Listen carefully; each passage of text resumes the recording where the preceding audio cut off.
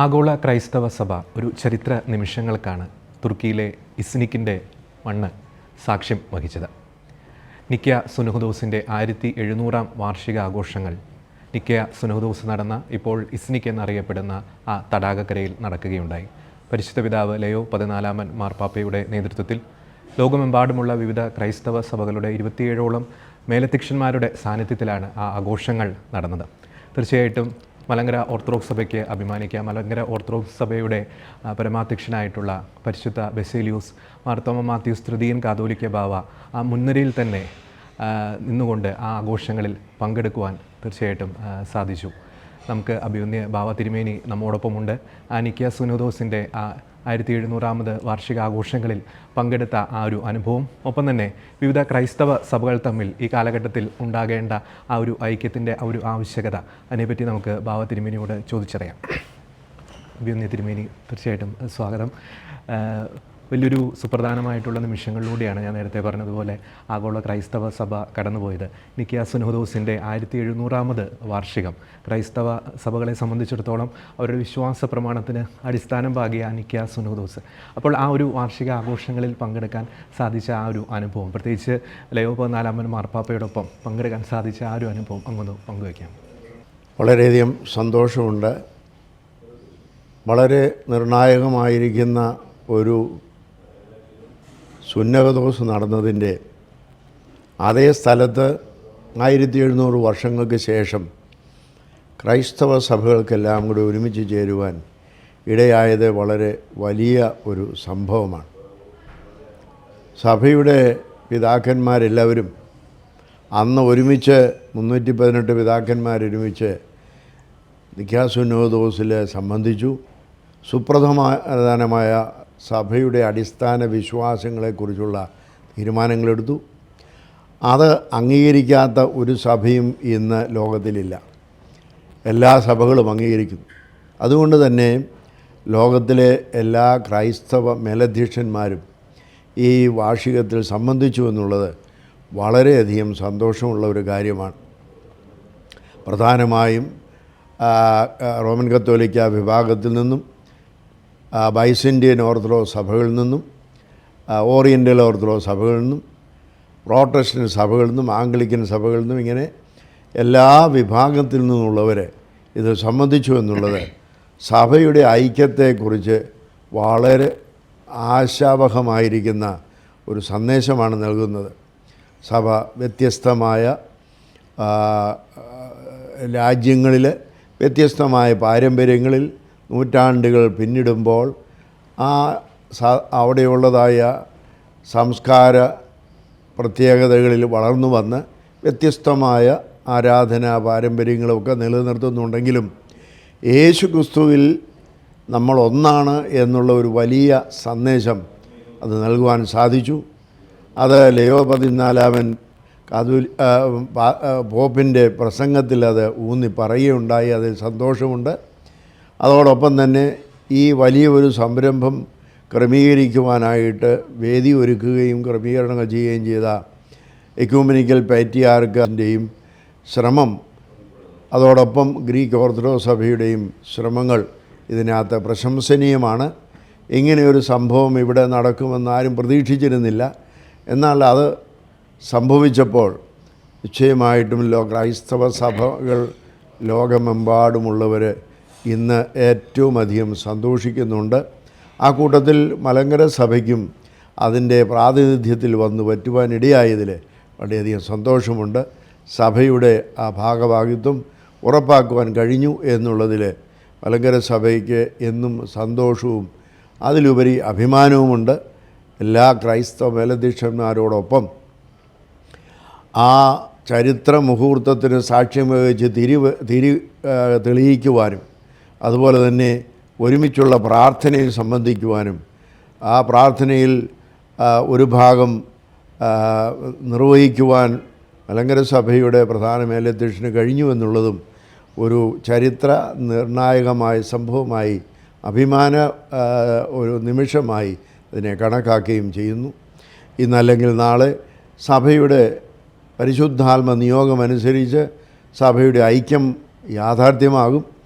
അതിനാണ് പരിശുദ്ധാത്മാവ് നമ്മെ നയിക്കുന്നത്. അതുകൊണ്ട് ഇന്ന് നാം കാണുന്ന ഭിന്നതകളോ വിഭാഗീയതകളോ ഒക്കെ മാറി പരിശുദ്ധാത്മാവ് നമ്മെ ഒരുമിപ്പിക്കുന്ന കാലം അതിവിദൂരമല്ല എന്ന് ഞാൻ വിശ്വസിക്കുന്നു. അതിനുള്ള ഒരു ഒരുക്കം, അതിനുള്ള ഒരു ആരംഭം, അതിനുള്ള ഒരു നാന്ദി കുറിക്കുന്നതായിരുന്നു ഈ ആഘോഷം എന്നുള്ളത് വളരെ സന്തോഷത്തോടുകൂടി ഈ സമയത്ത് ഓർക്കുകയാണ്. അഭിനന്ദ തിരുമേനി, നമ്മളിപ്പോൾ സംസാരിക്കുന്നത് തുർക്കിയുടെ മണ്ണിലാണ്. നമുക്കറിയാം, തുർക്കി ആദിമ നൂറ്റാണ്ട്, അല്ലെങ്കിൽ ഏഷ്യ മൈനർ എന്നൊക്കെ അറിയപ്പെട്ടിരുന്ന ഈ ഒരു പ്രദേശം ആദിമ നൂറ്റാണ്ടുകളിൽ വളരെ സമ്പന്നമായിട്ടുള്ള ക്രൈസ്തവ സമൂഹം ഉണ്ടായിരുന്ന ഒരു നാടാണ്. എന്നാൽ ഇപ്പോൾ നമ്മൾ ആധുനിക കാലഘട്ടത്തിലേക്ക് വരുമ്പോൾ വളരെ വളരെ ചെറിയൊരു ക്രൈസ്തവ സമൂഹം മാത്രമേ ഇപ്പോൾ നിലവിലുള്ളൂ. അപ്പോൾ അതിൻ്റെയൊക്കെ ഒരു പശ്ചാത്തലം, അത് ക്രൈസ്തവ ഐക്യത്തെ സംബന്ധിച്ച് വലിയൊരു തിരിച്ചറിവുകൾ നമുക്ക് നൽകുന്നുണ്ട്. ആധുനിക കാലഘട്ടത്തിൽ സഭ വലിയ പ്രതിസന്ധിയിലൂടെയൊക്കെ കടന്നു പോകുന്ന ഒരു പശ്ചാത്തലത്തിൽ വിവിധ ക്രൈസ്തവ സഭ വിഭാഗങ്ങൾ തമ്മിലുള്ള ഐക്യത്തിന് ഈ കാലഘട്ടത്തിൽ വളരെയധികം പ്രാധാന്യമില്ലേ തിരുമേനി? നിശ്ചയമായിട്ടും AD 325 നടന്നതായ സുന്നഹദോസിൽ റോമാ സാമ്രാജ്യത്തിൻ്റെ കീഴിലുണ്ടായിരുന്ന എല്ലാ സഭകളിലും നേതാക്കന്മാരും ഒരുമിച്ച് ചേർന്നു. അതൊരു ഐക്യത്തിൻ്റെ പ്രതീകമാണ്. എന്നാൽ അതേ സമയത്ത് തന്നെ മുന്നോട്ടുള്ളതായ ഗമനത്തിൽ പലപ്പോഴും ക്രൈസ്തവ സഭകൾ ഭിന്നമായിരിക്കുന്ന നിലപാടുകൾ സ്വീകരിക്കുകയും ഭിന്നമായിരിക്കുന്ന പശ്ചാത്തലത്തിൽ, സാമൂഹ്യ ജീവിത പശ്ചാത്തലത്തിൽ ലോകമെമ്പാടും വളരുകയും ചെയ്തതുകൊണ്ട് വ്യത്യസ്തമായ പാരമ്പര്യങ്ങൾ ഇന്ന് നിലനിൽക്കുന്നുണ്ട്. പാരമ്പര്യങ്ങൾ വ്യത്യസ്തമായി നിലനിൽക്കുന്നുണ്ട് എങ്കിലും അടിസ്ഥാന ക്രിസ്തീയ വിശ്വാസത്തിൽ എല്ലാവരും ഒന്നാണ് എന്നുള്ളതിനകത്ത് യാതൊരു സംശയവുമില്ല.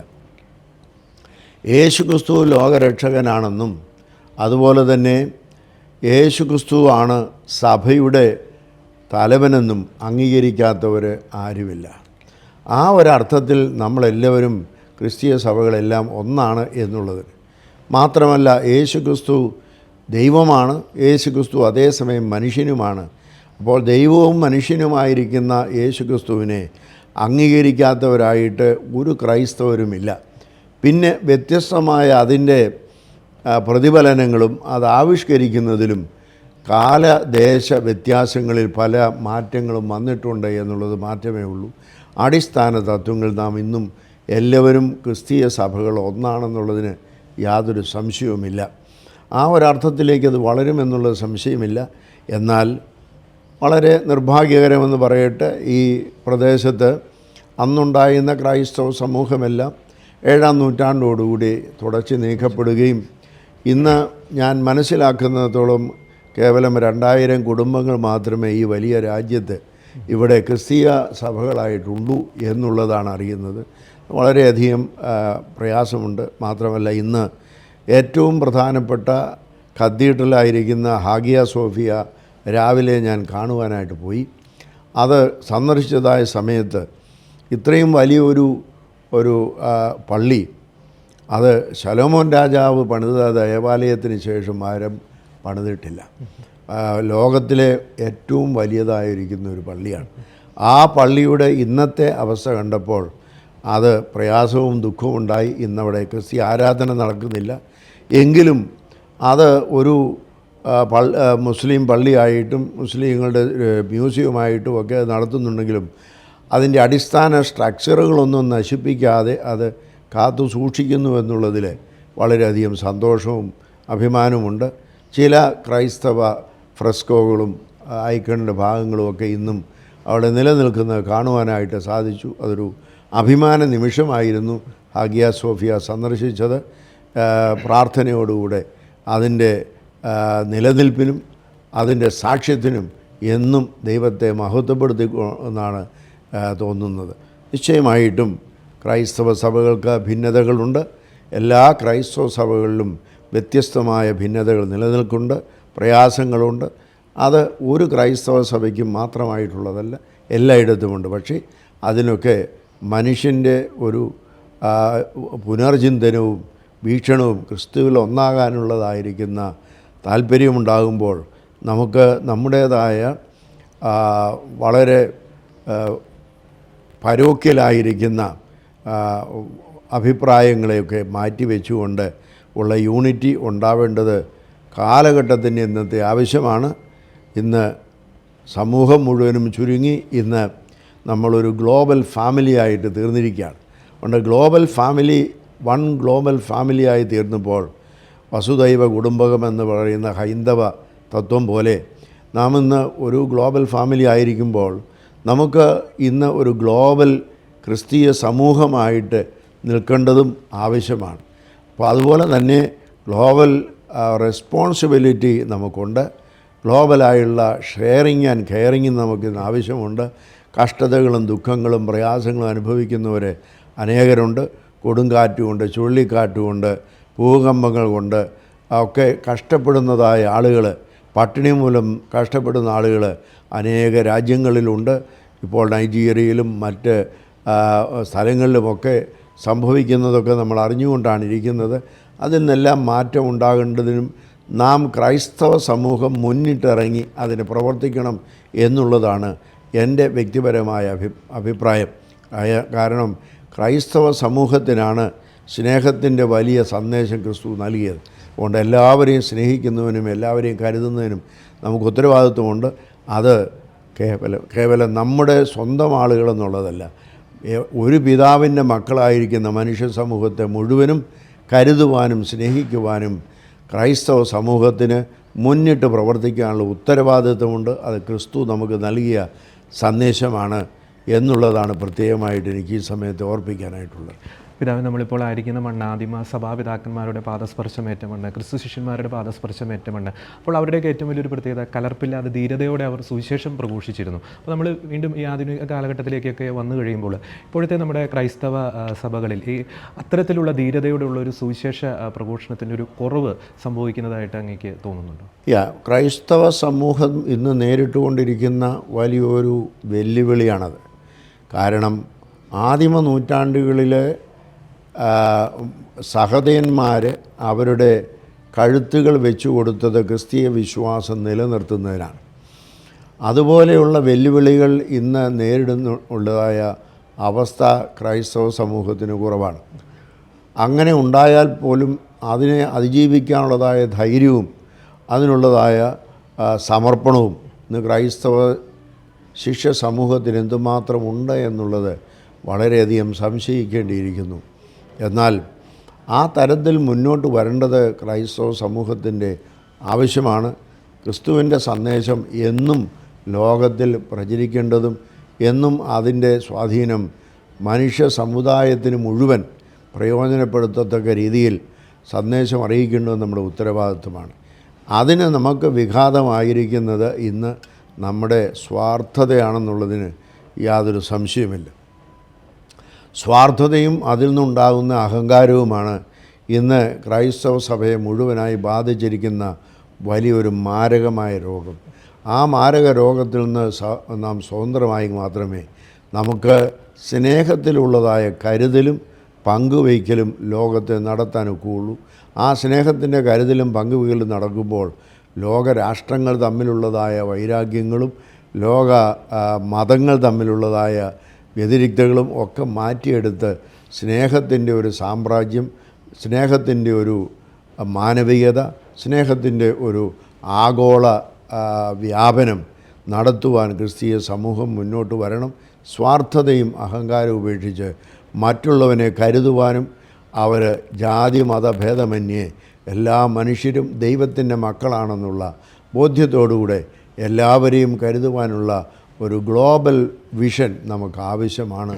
അതിന്ന് ക്രൈസ്തവ സമൂഹം മുന്നോട്ട് കൊണ്ടുപോകുന്നുവെങ്കിൽ നമുക്കുള്ള പീഡനങ്ങളും വെല്ലുവിളികളുമൊക്കെ അതിജീവിക്കുവാൻ ഒരുമിച്ച് നമുക്ക് മുന്നോട്ട് പോകാൻ സാധിക്കുമെന്ന് തന്നെയാണ് എൻ്റെ വിശ്വാസം. പിതാവ് നേരത്തെ നൈജീരിയയെക്കുറിച്ച് പരാമർശിച്ചിരുന്നു. നമുക്കറിയാം പിതാവ്, ഇപ്പോൾ ഈ ഒരു കാലഘട്ടത്തിൽ ഓരോ ദിവസം നിരവധി ക്രൈസ്തവരാണ് അവിടെ കൊന്നൊടുക്കപ്പെടുന്നത്. ദേവാലയങ്ങൾ തകർക്കപ്പെടുന്നു, ക്രൈസ്തവ സ്ഥാപനങ്ങൾ തകർക്കപ്പെടുന്നു. പക്ഷേ പലരും നൈജീരിയയിലേക്ക് നോക്കുന്നില്ല. എന്തുകൊണ്ടാണ് പിതാവ് പ്രത്യേകിച്ച് ക്രൈസ്തവ പീഡനങ്ങളുടെ കാര്യത്തിൽ ലോകത്തിന് ഒരു കുറ്റകരമായിട്ടുള്ള നിശബ്ദത സംഭവിക്കുന്നത്? ക്രൈസ്തവ പീഡനങ്ങൾ നടക്കുന്നുണ്ട് എന്നുള്ളത് വ്യക്തമാണ് നൈജീരിയയിലെ പുതിയ അനുഭവങ്ങളിൽ നിന്ന്. ഇത് ലോക സമൂഹത്തോട് നമുക്ക് പറയുവാനുള്ളതാണ്. ലോക രാജ്യങ്ങൾ മുഴുവനും ഇതിനെ അപലപിക്കേണ്ടതും ആണ്. കാരണം ഉക്രൈനിലും അതുപോലെ തന്നെ ഗാസയിലും ഒക്കെ നടക്കുന്നതായ വംശഹത്യകളും അതുപോലെ തന്നെ യുദ്ധങ്ങളും എല്ലാം ലോകത്തിൻ്റെ മുമ്പിൽ വലിയൊരു ഭീഷണിയാണ്. അതുപോലെ തന്നെയാണ് അവിടെ ഇപ്പം മതമെന്നുള്ള ഒരു വ്യത്യാസം ഞാൻ കാണുന്നില്ല. അതെവിടെയാണെങ്കിലും മനുഷ്യജാതിയെ ഇന്നസെൻ്റ് ആയിരിക്കുന്ന ആളുകൾ, നിർദോഷികളായ ആളുകളെ കൊന്നൊടുക്കുന്നതായ രീതി അതേത് സ്ഥലത്തായിരുന്നാലും ഒരിക്കലും ന്യായീകരിക്കുവാനായിട്ട് സാധ്യമല്ല. അത് ഏത് മതത്തിലുള്ളവരാണ് എന്നുള്ളതല്ല പ്രശ്നം. യഹൂദന്മാർ മുസ്ലിങ്ങളെ കൊല്ലുന്നെന്നോ അല്ലെങ്കിൽ മുസ്ലിങ്ങൾ ക്രിസ്ത്യാനികളെ കൊല്ലുന്നെന്നോ എന്നുള്ളതൊന്നും ഒരു വ്യത്യസ്തതയല്ല. കാരണം അവിടെയെല്ലാം മനുഷ്യവർഗത്തെ മനുഷ്യൻ തന്നെ നശിപ്പിക്കാൻ ഒരുങ്ങുന്നു എന്നുള്ളത് ദൈവത്തിനു മുമ്പാകെ കുറ്റകരമാണ്. അതാര് പ്രവർത്തിച്ചാലും ദൈവത്തിനു മുമ്പാകെ ഒരു മനുഷ്യനെ കൊല്ലുവാൻ അവകാശമില്ല. കായീനോട് ചോദിച്ചത് നിൻ്റെ സഹോദരൻ എവിടെയെന്നുള്ളതാണ്. അപ്പോൾ നമ്മളെല്ലാവരും ലോകത്തിൽ പിതാവാം ദൈവത്തിൻ്റെ മക്കളായിരിക്കുന്നുണ്ട്. ഓരോ മനുഷ്യനും ദൈവസ്വരൂപത്തിലും സാദൃശ്യത്തിലും സൃഷ്ടിക്കപ്പെട്ടിരിക്കുന്നതിനാൽ നമ്മുടെ സഹോദരങ്ങളാണ്. സഹോദരങ്ങൾ ഏത് മതത്തിലോ വിശ്വാസത്തിലോ എവിടെ പെട്ടിരുന്നാലും അവരെ കാത്തു സൂക്ഷിക്കേണ്ട ഉത്തരവാദിത്വം നമുക്കുണ്ട്. അതെവിടെയായിരുന്നാലും അത് തെറ്റാണ്, ഏത് മതമാണെങ്കിലും. അതിനെതിരെ ലോകരാജ്യങ്ങളും ലോക മത നേതാക്കളും ഉണർന്ന് പ്രവർത്തിക്കുകയും അതിന് സത്വരമായ നടപടികൾ കൈക്കൊള്ളുകയും ചെയ്യേണ്ടത് അത്യാവശ്യമാണ്. അപ്പോൾ ഇത് അവസാനമായിട്ട് ഒരു ചോദ്യം കൂടി. നമുക്കറിയാം, ആഗോള തലത്തിലായിക്കോട്ടെ, ഇപ്പോൾ നമ്മൾ ഭാരത സഭയുടെ കാര്യത്തിലായിക്കോട്ടെ, കേരള സഭയുടെ കാര്യത്തിലായിക്കോട്ടെ, നിരവധി പ്രതിസന്ധികൾ വിവിധ സഭകൾ അനുഭവിച്ചുകൊണ്ടിരിക്കുന്നുണ്ട്. അപ്പോൾ അതിൻ്റെയൊക്കെ ഒരു പരിഹാരം എന്ന് പറയുന്നത് നമ്മൾ ആദിമ സഭയുടെ ഒരു ചൈതന്യത്തിലേക്ക് മടങ്ങുക എന്നതാണെന്ന് പിതാവിന് തോന്നുന്നുണ്ട്? നിശ്ചയമായിട്ടും അതാണ് ആവശ്യം. എൻ്റെ അഭിപ്രായത്തിൽ 1-ാം നൂറ്റാണ്ടിൽ സഭ വളർന്ന ഒരു കാലഘട്ടമുണ്ട്. അത് അപ്പോസ്തല പ്രവൃത്തികൾ 1-2 അധ്യായങ്ങൾ നാം പ്രത്യേകമായി വായിക്കുന്നുണ്ട്. അവിടെയെല്ലാം സ്വാർത്ഥതയൊന്നുമില്ലാതെ മനുഷ്യൻ പരസ്പരം സ്നേഹിക്കുവാനും കരുതുവാനും തയ്യാറായി. അവരെല്ലാവരും എല്ലാം അവർക്കുള്ളതെല്ലാം പൊതുവക എണ്ണി എന്നുള്ളതാണ് നമ്മൾ വേദപുസ്തകത്തിൽ വായിക്കുന്നത്. ഓരോരുത്തർക്കും ആവശ്യമുള്ളത് സഭ നൽകിയിരുന്നു എന്നുള്ളതാണ്. അപ്പോൾ ഇതുകൊണ്ട് നമ്മെ ഓർമ്മിപ്പിക്കുന്നത് ഒരു ആഗോളമായിരിക്കുന്ന ഒരു പരിവർത്തനം നമുക്കുണ്ടാകേണ്ടത് ആവശ്യമാണ്. പ്രത്യേകിച്ച് ക്രിസ്തീയ സഭയാണ് അത് മാറ്റം കൊടുക്കേണ്ടത്. ക്രിസ്തീയ സഭയ്ക്ക് അങ്ങനെ ഒരു പാരമ്പര്യമുണ്ട്. അത് 1-ാം നൂറ്റാണ്ടിലുണ്ട്. ആ 1-ാം നൂറ്റാണ്ടിൽ ക്രൈസ്തവ സഭകൾ മുഴുവനും സ്വാർത്ഥത ഉപേക്ഷിച്ച് മറ്റുള്ളവൻ എന്ത് ആവശ്യമുണ്ട് എന്നുള്ളത് നോക്കി ചെയ്യാണ്. യേശു ക്രിസ്തു തന്നെ പറയുന്നുണ്ട്. വിശുദ്ധ മത്തായിയുടെ സുവിശേഷം 7-ാം അധ്യായം 12-ാം വാക്യത്തിൽ പറയുന്നുണ്ട്, ഓരോരുവനും മറ്റുള്ളവന് എന്ത് ആവശ്യമുണ്ടെന്നറിഞ്ഞ് അവൻ്റെ ആവശ്യങ്ങൾ നിവർത്തിക്ക് കൊടുക്കുക എന്നുള്ളതാണ്. മറ്റുള്ളവൻ്റെ ആവശ്യങ്ങൾ എന്താണെന്ന് അറിഞ്ഞ് എൻ്റെ ആവശ്യങ്ങളെക്കാൾ മറ്റുള്ളവൻ്റെ ആവശ്യങ്ങളെ അറിഞ്ഞ് പ്രവർത്തിക്കുക എന്നുള്ളതാണ്. അങ്ങനെ പ്രവർത്തിക്കുന്നതായ സമയത്ത് ക്രൈസ്തവ സമൂഹം 1-ാം നൂറ്റാണ്ടിലെ ഒരു ആത്മീയ ചൈതന്യത്തിലേക്ക് തിരിച്ചു വരുമെന്നുള്ളതിന് സംശയമില്ല. എതിരായി നിൽക്കുന്നത് നമ്മൾ ഓരോരുത്തരും നമുക്കുള്ളത് നമ്മുടേതെന്ന് കരുതുന്നു. നമ്മളെല്ലാവരും നമുക്കുള്ളതും എല്ലാവരുടേതുമെന്ന് കരുതുന്നതായ സമയത്ത് സമൂഹത്തിൽ ഒന്നായിരിക്കുന്നതായ ഒരു വലിയ പാരമ്പര്യം ക്രിസ്തീയ സഭയ്ക്ക് നിർവഹിക്കാൻ കഴിയുമെന്ന് വിശ്വസിക്കുന്നു. അതിനായി പ്രാർത്ഥിക്കുന്നു. ഒരു കാര്യം കൂടി, ഒരു കൗതുകത്തിന് വേണ്ടി ചോദിക്കുന്നതാണ്. പിതാവ് നിക്കിയ സുനോദോസിൻ്റെ ആ ഒരു ആഘോഷങ്ങളിൽ പങ്കെടുത്ത് പിതാവ് നയിച്ച ആ ഒരു പ്രാർത്ഥനാ ശുശ്രൂഷയിൽ പിതാവ് പ്രാർത്ഥനകൾ ആരംഭിച്ചത് മലയാളത്തിലാണ്. അപ്പോൾ മലയാള ഭാഷ ലോകശ്രദ്ധയിലേക്ക് വരുവാൻ അത് ഇടയാക്കി. അത് എങ്ങനെ നോക്കിക്കാണുന്നില്ല? ഞാൻ മനസ്സിലാക്കിയത് അവിടെ നേരത്തെ ഞാൻ ആലോചിച്ചതൊന്നുമല്ല. അവിടെ ചെന്നപ്പോൾ എല്ലാവരും അവരവരുടേതായ ഭാഷകളിൽ സംസാരിക്കുന്നു. ചിലരൊക്കെ അവരുടെ ഭാഷകൾ ആരംഭിച്ചിട്ട് ഇംഗ്ലീഷിൽ പറയുന്നു. അപ്പോൾ പെട്ടെന്ന് എൻ്റെ മനസ്സിൽ തോന്നി, അങ്ങനെയെങ്കിൽ മലയാളത്തിൽ പ്രാർത്ഥന ആരംഭിക്കാം. ഞാൻ ജനിച്ചു വളർന്നതായ ഭാഷയും നാടും മറക്കണ്ട, അത് ലോകത്തിന് മുമ്പിൽ പ്രസൻറ്റ് ചെയ്യണം എന്നുള്ളതായ ഒരു അഭിമാനബോധം എൻ്റെ മനസ്സിലുണ്ടായതുകൊണ്ട് ദൈവത്തിൻ്റെ നാമത്തിന് മഹത്വം ഉണ്ടാവട്ടെ എന്നാദ്യം പറഞ്ഞതിന് ശേഷം ആണ് ഇംഗ്ലീഷിലത് വായിച്ചത്. അത് എൻ്റെ നാടിനോടും എൻ്റെ സഭയോടും എൻ്റെ സമൂഹത്തോടുമുള്ള എൻ്റെ അഭിമാനബോധമാണ്. തീർച്ചയായിട്ടും എല്ലാ ആശംസകളും പിതാവ് പറഞ്ഞതുപോലെ നിക്കിയ സുനോദോസിൻ്റെ ഈ വാർഷിക ആഘോഷങ്ങൾ ക്രൈസ്തവ സഭകളുടെ ഐക്യത്തിൻ്റെ ചരിത്രത്തിൽ പുതിയൊരു അധ്യായം കുറിക്കപ്പെട്ടെ എന്ന് പ്രത്യേകം പ്രാർത്ഥിക്കാം. എല്ലാ ആശംസകളും പിതാവ്. Thank you very much.